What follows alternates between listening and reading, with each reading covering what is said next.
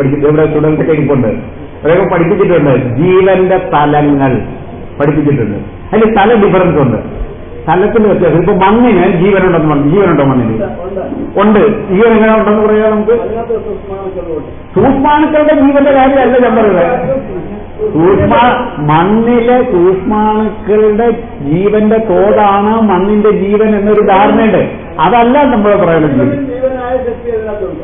മണ്ണിന് ജീവനുണ്ടെന്ന് പറഞ്ഞു. ഒരു പാറക്കഷ്ണത്തിന് ജീവനുണ്ടോ?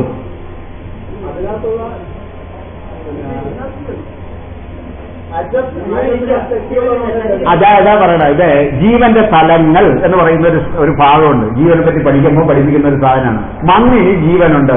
മണ്ണിലെ ജീവികളുടെ സൂക്ഷ്മാണുക്കളുടെ ജീവികളുടെ ജീവനല്ല ഈ പറയണേ. മണ്ണിന് ജീവനുണ്ട്, പക്ഷേ ഏറ്റവും താഴ്ന്ന തലത്തിലാണ്. മനസ്സിലായില്ലേ? ആ മണ്ണിൽ വളരുന്ന സസ്യങ്ങൾക്ക് ജീവനുണ്ട്, മണ്ണിന്റെ ജീവനല്ല. അല്പം കൂടി ഉയർന്ന തലത്തിലാണ്. ജീവന്റെ തലം ഉയർന്നതാണ്. ഇനി എവർഗ്രീൻ വലിയ മരങ്ങളുണ്ട്, ചെറിയ സസ്യങ്ങളെക്കാളും ഒന്നുകൂടി ഉയർന്ന തലത്തിലാണ്. ഈ ജീവികൾക്ക്, ഈ സൂക്ഷ്മജീവികൾ ഉൾപ്പെടെയുള്ള ജീവികൾക്ക് ജീവനുണ്ട്. അത് മണ്ണിന്റെക്കാളും സസ്യങ്ങളെക്കാളും ഉയർന്ന തലത്തിലാണ്. മൃഗങ്ങൾക്ക് ജീവനുണ്ട്, ഈ സൂക്ഷ്മജീവികളെക്കാളും ഉയർന്ന തലത്തിലാണ്. മനുഷ്യന് ജീവനുണ്ട്, മൃഗങ്ങളെക്കാളും ഉയർന്ന തലമാണ്. തലം ഉയർന്നു പോയാണ്. അത് ഗ്രാഫ് ഞാൻ വരച്ച് പഠിപ്പിച്ചില്ലേ? ഗ്രാഫ് വരച്ച് പഠിപ്പിക്കും. ഗ്രാഫ് ഉയർന്നു പോവുകയാണ്. തലം ഉയർന്ന് കാലം ചെല്ലും തോറും ജീവന്റെ തലം ഉയർന്ന് പോയിക്കൊണ്ടിരിക്കുകയാണ്. ഈ ഭൂമുഖത്ത് ഒരു 100 കോടി ജനങ്ങളുണ്ടെന്നിരിക്കട്ടെ, മനുഷ്യരുണ്ടെന്നിരിക്കട്ടെ. ഈ 100 കോടി മനുഷ്യരും 100 കോടി തലത്തിലാണെന്ന് അറിയുക. മനസ്സിലായില്ലേ? 100 കോടി തലത്തിലാണ്. എല്ലാ മനുഷ്യരും ഒരേ തലത്തിലല്ല. ഓരോ മനുഷ്യനും ഓരോ തലത്തിലാണ്. ഈ തലം മനസ്സിലാക്കി കഴിഞ്ഞാൽ നമുക്ക് കുടുംബത്തിലെ വഴക്ക് തീർക്കാം. ഈ തല കണ്ടുപിടിക്കാൻ ഒരു പരിപാടി തന്നെ ചെയ്യുന്നുണ്ട്.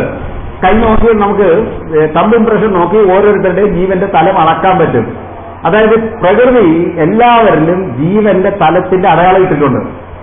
അത് നമുക്ക് തിരിച്ചറിയാൻ പാടില്ലെന്നുള്ളതേ ഉള്ളൂ. അടയാളം ഇട്ടിട്ടുണ്ട്. നിങ്ങൾ ഏത് തലത്തിലാണ്, ഞാൻ ഏത് തലത്തിലാണ്, ഓരോരുത്തരും ഏത് തലത്തിലാണെന്ന് അതിന് അടയാളമുണ്ട്. ആ തലം നമുക്ക് മനസ്സിലാക്കാൻ കഴിഞ്ഞാൽ ഇന്നത്തെ വീട്ടിലെ കുടുംബങ്ങളൊക്കെ തീർക്കാൻ പറ്റും. പെണ്ണിന്റെ തലവും ആണിന്റെ തലവും നോക്കി കല്യാണം കഴിച്ചാൽ മതി. ഒരേ തലത്തിലുള്ളവർ, ഏതാണ്ട് അടുത്ത തലത്തിലുള്ളവർ തമ്മിൽ കല്യാണം കഴിച്ചാൽ മതി, പ്രശ്നം തീരും. ഈ ഉയർന്ന തലം 20% മനുഷ്യര് ഏറ്റവും ഉയർന്ന തലത്തിൽ എത്തിയിട്ടുണ്ട്. 20% മനുഷ്യര് ഏറ്റവും താഴ്ന്ന തലത്തിലാണ്. ബാക്കി 60% മനുഷ്യര് ഉയർന്ന തലത്തിലേക്കുള്ള സ്പീഡിലുള്ള ട്രാൻസിഷൻ പീരീഡിലാണ്, പോയിക്കൊണ്ടേയിരിക്കുകയാണ്. ഇതില് സാമൂഹ്യ പ്രവർത്തനം നടത്തുമ്പോൾ പറയുന്ന ഒരു കാര്യം, ഈ താഴത്തെ 20% മനുഷ്യരില്ലേ, തീരെ താഴ്ത്ത, അവരോട് വർത്താനം പറഞ്ഞ് എനർജി വേസ്റ്റ് ആക്കരുതെന്നാണ്. മനസ്സിലായില്ലേ? എന്നാൽ ഉയർന്ന തലത്തിലുള്ള 20% മനുഷ്യർ ഇവിടെ ഉണ്ട്. അവരെല്ലാവരും തമ്മിൽ കണ്ടുചേർന്ന പ്രശ്നം പരിഹരിക്കും ആണ്. മനസ്സിലായില്ലേ? പക്ഷേ ശൂദ്രൻ എന്ന് പറഞ്ഞാൽ ജന്മം കൊണ്ടല്ല. അപ്പൊ അതാണ് പ്രശ്നം. പക്ഷേ നമ്മളുടെ നിത്യജീവിതത്തിൽ ജന്മം കൊണ്ടായിപ്പോയി ജാതി. അതാണ് പ്രശ്നം.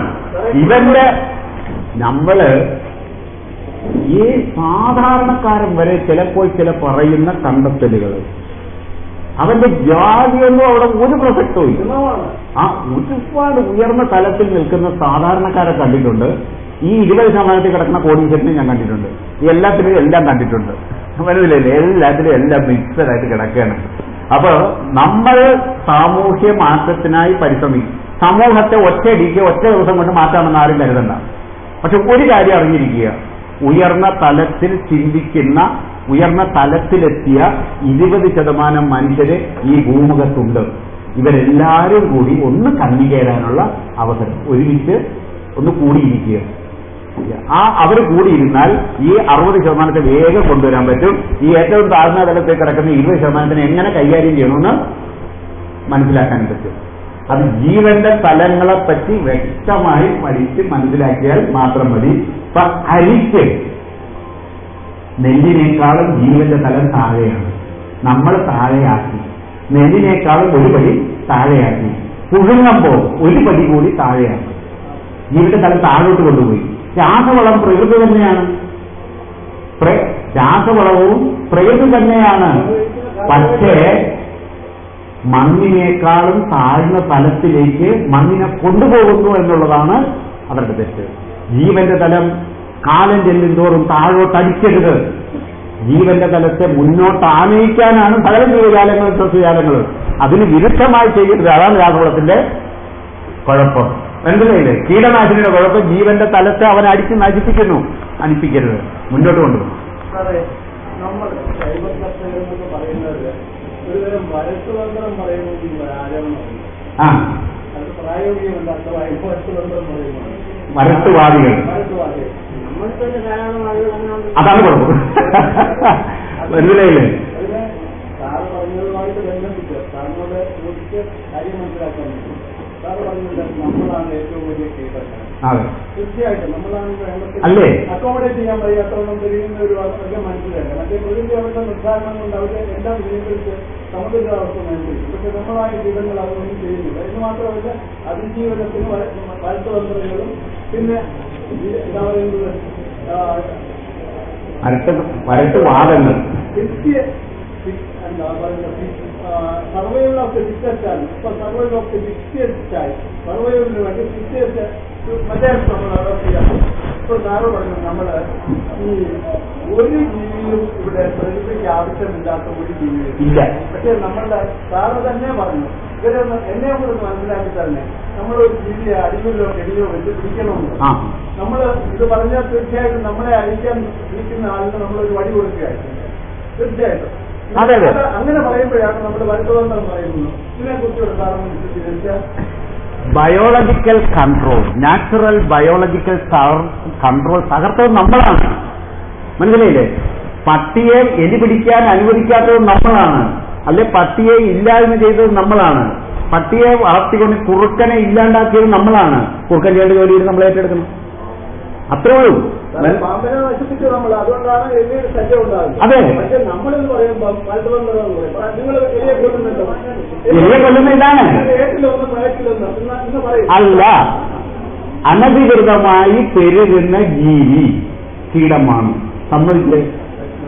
ബയോളജിക്കൽ കൺട്രോൾ, പ്രകൃതിയുടെ സന്തുലിതാവസ്ഥ വിട്ട് അനധികൃതമായി പെരുകിയ ജീവി ആണ് കീടം. അനിയന്ത്രിതമായി പെരുകിയ ജീവിയാണ് കീടം. എലി അനിയന്ത്രിതമായി പെരുകി. അതിനെ നിയന്ത്രിക്കേണ്ട ജീവിയെ നമ്മളുടെ ഇടപെടൽ കാരണം ഇല്ലാണ്ടായി. അപ്പൊ നമ്മൾ ആ ജോലി, ആ കുറുക്കന്റെ ജോലി ഒന്ന് ഏറ്റെടുക്കണം.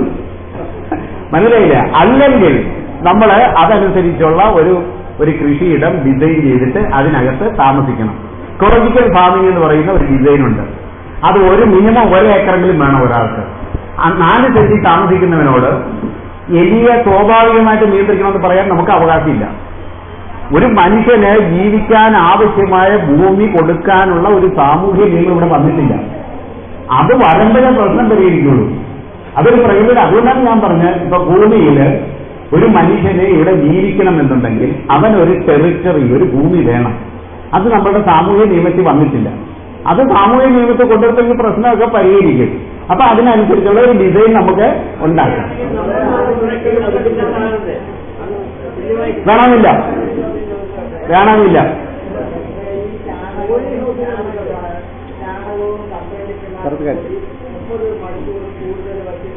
കൂടുതൽ കുളിപ്പിച്ചാൽ, കുളി എന്ന് പറഞ്ഞാൽ എന്താണ്?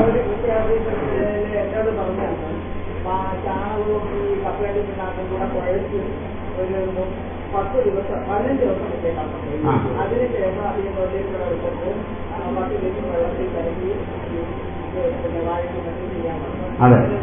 അല്ല, അത് ഇതിന്റെ ആപ്ലിക്കേഷന്റെ ഗുണദോഷങ്ങളല്ല നമ്മൾ വിലയിരുത്തുന്നത്. നമ്മൾ ഈ കുളിപ്പിക്കൽ കൂടിയാൽ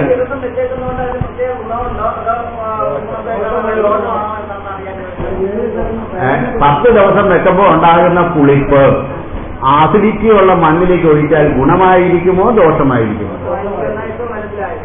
അപ്പൊ പിന്നെ അവര് പറഞ്ഞത് എന്താണെന്ന് നമുക്ക് അതിന് കൂടുതൽ കുളിപ്പിക്കാതെ തന്നെ അപ്ലൈ ചെയ്ത് നോക്ക്. ഗുണം കിട്ടുമെങ്കിൽ നമ്മൾ കുളിപ്പിക്കേണ്ട കാര്യമില്ലല്ലോ.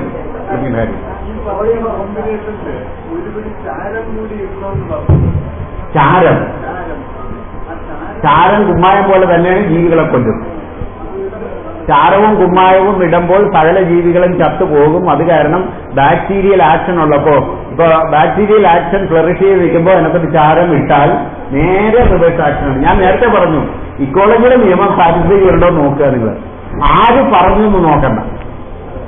ആര് പറഞ്ഞു? PhD ഉള്ള ആൾ പറഞ്ഞു, സയന്റിസ്റ്റ് പറഞ്ഞു, കൃഷി ഓഫീസർ പറഞ്ഞു, ഞാൻ പറഞ്ഞു ഒന്ന് നോക്കണ്ട. നമുക്ക് ഓരോരുത്തർക്കും പ്രകൃതിയുടെ നിയമം അവിടെ സാറ്റിസ്ഫൈ ചെയ്യുന്നുണ്ടോ? നമ്മളുടെ സോയിൽ നമ്മൾ കോമൺ സെൻസ് മാത്രം ഉപയോഗിച്ചാൽ മതി. നമ്മുടെ മണ്ണ് അസിഡിക്കാണെന്ന് എല്ലാവർക്കും അറിയാം. ആ അസിഡിറ്റിയുള്ള മണ്ണിലേക്ക് വീണ്ടും പുളിപ്പിച്ച സാധനം ഒഴിച്ചാൽ ദോഷമായിരിക്കുമോ നല്ലതായിരിക്കുമോ? ദോഷമാകാനല്ലേ സാധ്യത കൂടുതൽ. ഒഴിവാക്കുക. നമ്മളല്ലാതെ പുളിപ്പിക്കാതെ തന്നെ കലക്കി ഒഴിച്ച് നോക്കുക. ഗുണം കിട്ടുമെങ്കിൽ അത് ഫോളോ ചെയ്താൽ പോരെ.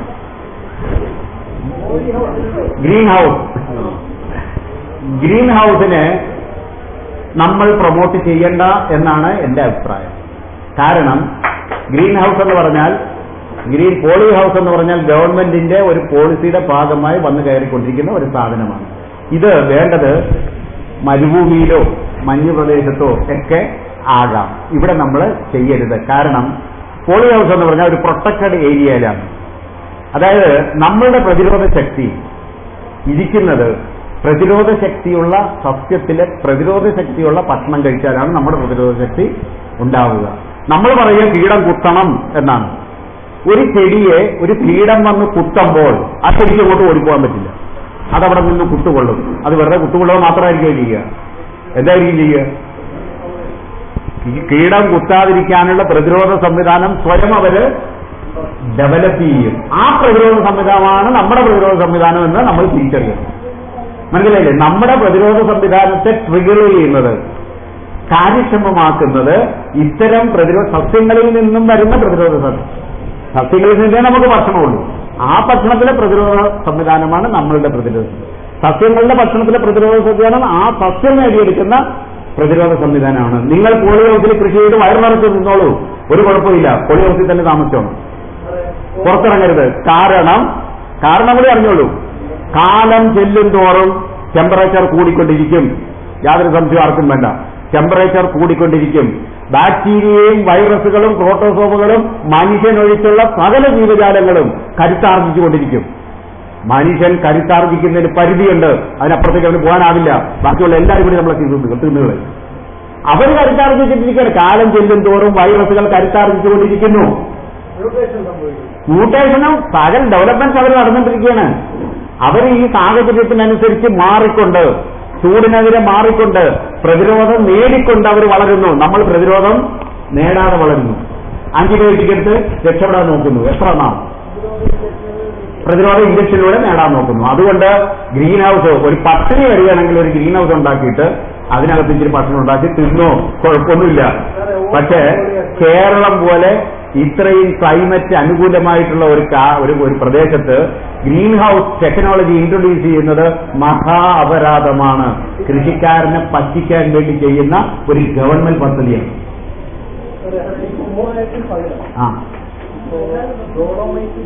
ഡോളമൈറ്റ് ഉപയോഗിക്കാം.